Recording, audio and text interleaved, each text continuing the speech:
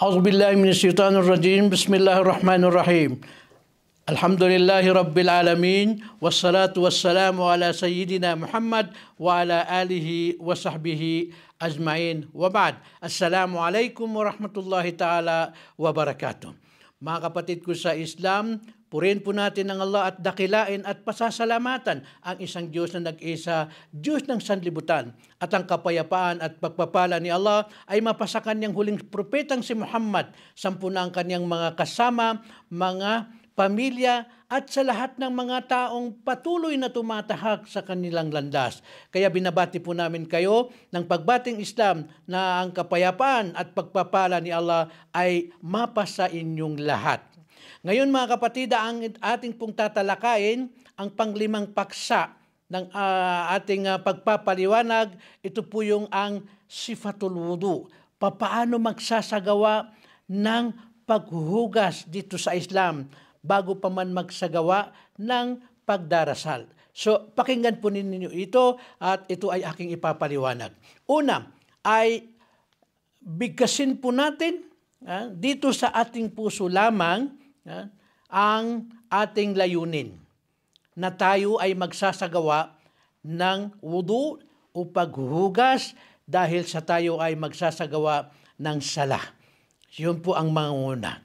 Pangalawa ay ang pagbigkas ng Bismillah. Ibig sabihin ng Bismillah ay sa ngalan ni Allah. Yun lang po, ang bigkasin ang sa ngalan ng Allah.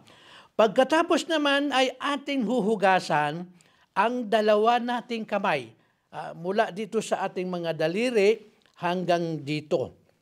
Kailangan basahin po ito at hugasan.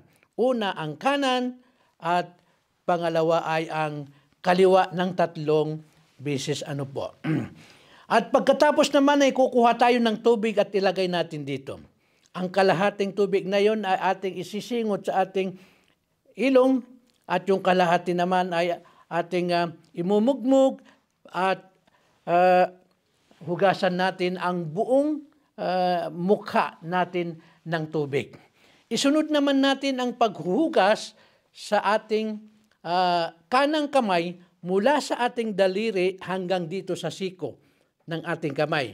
Babasahin po natin yan. Huhugasan po yan.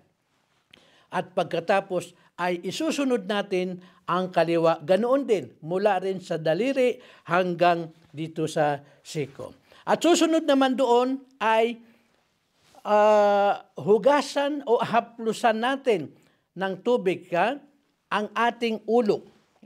Basahin muna natin ang dalawa nating kamay at ihaplos natin ito sa buong ulo natin.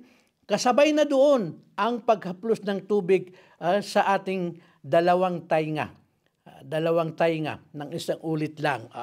At sunod naman natin doon ay ang paghuhugas natin sa ating paa, mula sa daliri ng ating paa sa itaas at saka ibaba hanggang sa tainga ng dalawa nating paa. Una ang kanan, susunod ang kaliwa.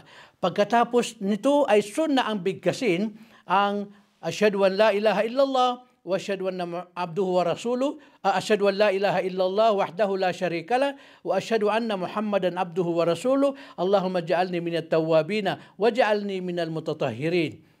Yun ay doon nagtatapos ang ating pagsasagawa ng wudu. At ang susunod naman doon ay ang magsasala o magbasa ng Quran o magtawa po ano pa man dyan na ating ginagawa na kung saan itinagubiling ang magsasagawa muna ng wudu.